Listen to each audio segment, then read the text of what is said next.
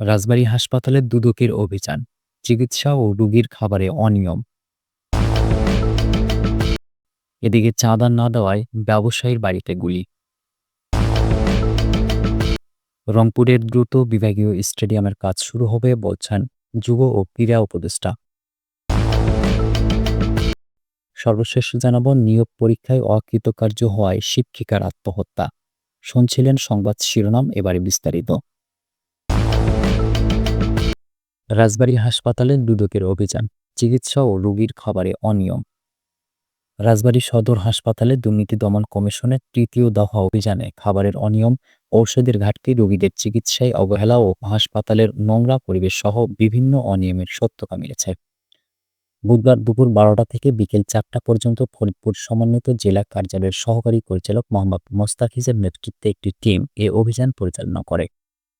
অভিযান শেষে দুদকের সহকারী পরিচালক সাংবাদিকদের জানান, রোগী ও স্বজনদের অভিযোগের পরিপ্রেক্ষিতে এ অভিযানের আয়োজন করা হয়। অভিযানকালে হাসপাতালের বহির্বিভাগ, জরুরি বিভাগ, সার্জারি ওয়ার্ড সহ বিভিন্ন ইউনিট ঘুরে দেখা হয়। একই সাথে রোগীদের খাবারের মান, চিকিৎসা সেবা ও রেকর্ডপত্র পর্যালোচনা করা হয়। তিনি আরও বলেন, রোগীদের তুলনায় চিকিৎসকের সংকট স্পষ্টভাবে দৃশ্যমান। ওয়াশরুমগুলো নোংরা ও অপরিচ্ছন্ন। ভর্তি রোগীদের নিয়মিত খাবার সরবরাহ করা হচ্ছে না বলেও অভিযোগ মিলেছে।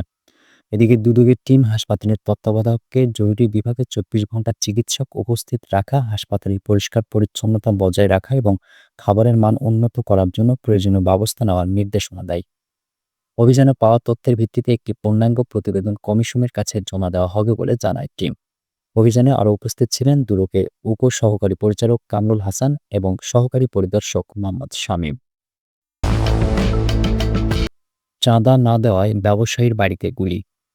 চট্টগ্রামের হাটহাজারীতে দিন দুপুরে এক ব্যবসায়ীর বাড়িতে গুলি ছুঁড়েছে চাঁদাবাজরা।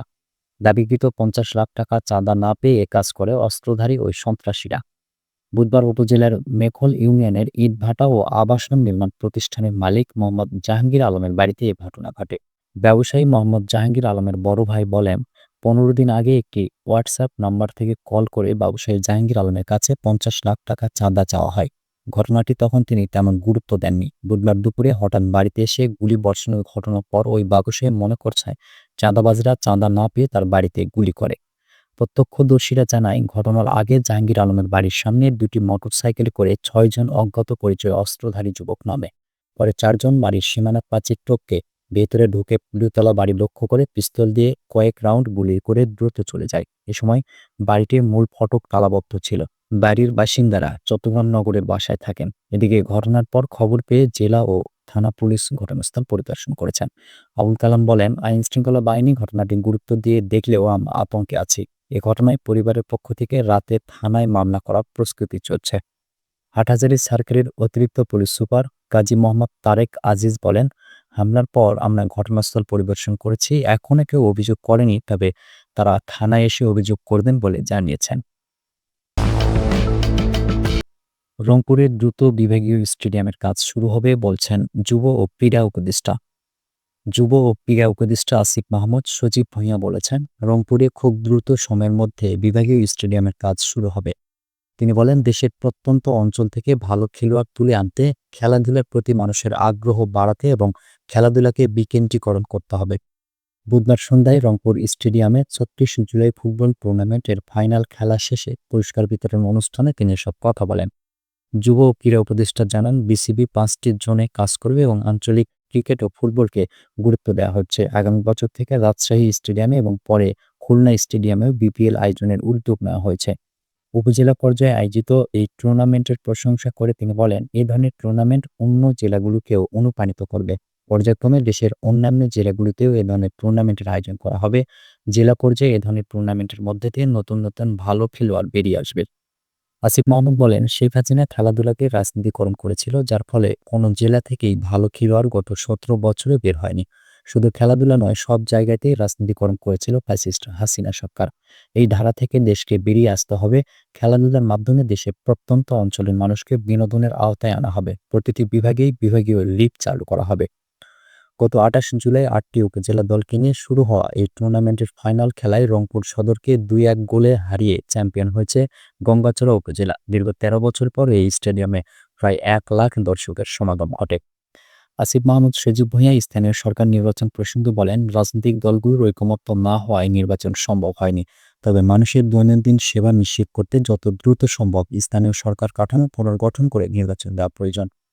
তিনি আরও বলেন, যারা কট্টর আওয়ামী লীগের ফ্যাসিবাদী চেয়ারম্যান ছিলেন তারা ৫ আগস্টের পর পালিয়ে যাওয়ায় প্যানেল চেয়ারম্যান বা প্রশাসনের মাধ্যমে কার্যক্রম পরিচালনা করা হচ্ছে। নিয়োগ পরীক্ষায় অকৃতকার্য হওয়ায় শিক্ষিকার আত্মহত্যা। ঢাকার দোহার নবাবগঞ্জে যমুনা রায় নামের একজন খণ্ডকালীন বাংলা শিক্ষিকা গলায় ফাঁস দিয়ে আত্মহত্যা করেছেন। পরিবার ও প্রতিবেশীদের ধারণা, শিক্ষক নিয়োগ পরীক্ষায় অকৃতকার্য হওয়ায় তিনি আত্মহত্যা করেন। বুধবার নবাবগঞ্জ উপজেলার জয়কৃষ্ণপুর ইউনিয়নের কল্যাণশ্রী গ্রামে এই ঘটনা ঘটে। পরিবারের সদস্যদের দাবি, মঙ্গলবার শিক্ষক নিয়োগ পরীক্ষার ফল প্রকাশ হলে যমুনা অকৃতকার্য হন। রাতে পরিবারের সঙ্গে খাবার খেয়ে ঘুমাতে যান। বুধবার ভোরে ঘরে ঢুকে পরিবারের লোকজন তার ঝুলন্ত লাশ দেখতে পান। খবর পেয়ে পুলিশ লাশ উদ্ধার করে নবাবগঞ্জ থানায় নিয়ে যায়।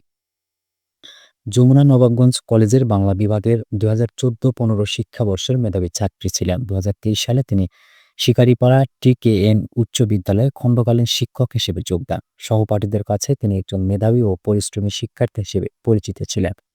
নবাবগঞ্জ থানার ওসি মমিনুল ইসলাম জানান, যমুনার মৃতদেহ ময়নাতদন্তের জন্য মেটফোর্ড হাসপাতালে পাঠানো হয়েছে। নিহত শিক্ষিকার পরিবার মনে করছেন, নিয়োগ পরীক্ষায় অকৃতকার্য হওয়ায় আত্মহত্যার কারণ। শিকারীপাড়া টিকেএম উচ্চ বিদ্যালয়ের পরিচালনা পর্ষদের সভাপতি আবু শফিক খন্দকার মাসুদ বলেন, এই ঘটনায় যমুনার পরিবার গভীর শোকে রয়েছে। প্রতিযোগিতামূলক পরীক্ষায় ব্যর্থতা মানে সব শেষ নয়। মানসিক সংকটে পরিবার, বন্ধুবান্ধব বা সংশ্লিষ্টদের সঙ্গে খোলামেলা আলোচনা অত্যন্ত জরুরি। প্রিয় দর্শক, এ ছিল এখনকার মতো সর্বশেষ সংবাদ। পরবর্তী সংবাদ দেখার আমন্ত্রণ রইল।